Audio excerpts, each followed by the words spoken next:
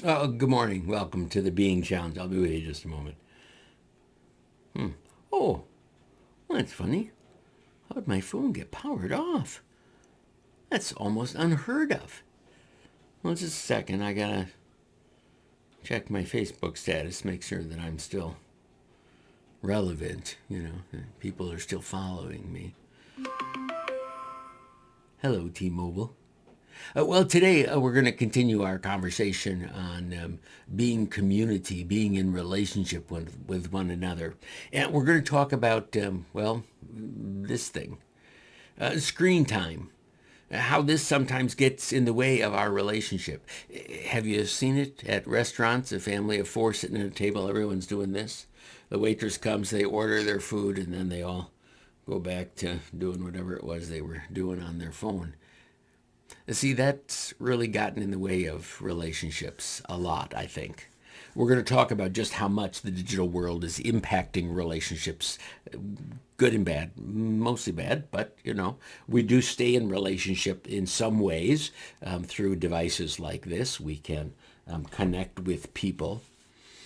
I recently saw a ad for a restaurant that gives a 10% discount if the family puts their phones in a little basket on the table. And then the waitress comes and locks the basket. And if you let the waitress lock your phones in the basket during your meal, you get a 10% discount off the whole meal, because the restaurant thinks it's really important for you to be in communication, to talk with one another, and not be doing this through the whole meal. There's some great value and wisdom in that.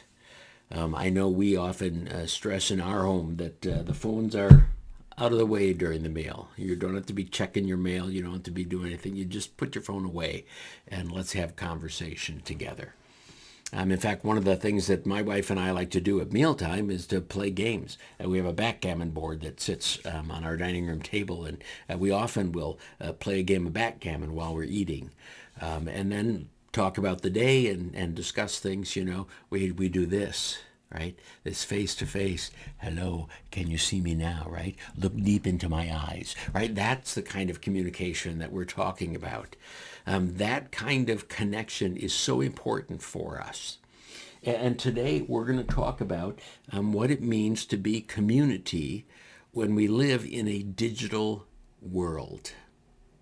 So when you're done reading today, when you've finished your ponder, and when you've even taken the little quiz at the end of today's lesson, let me know how it's going, right? I want to know what your journey's like.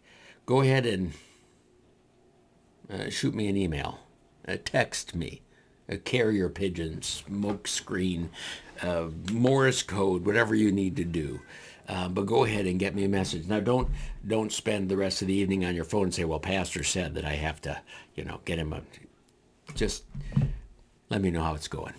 I hope that your journey is going well. I hope that your digital life is one that encourages and builds you up and doesn't distract you from things that really matter. Well, that's it for today.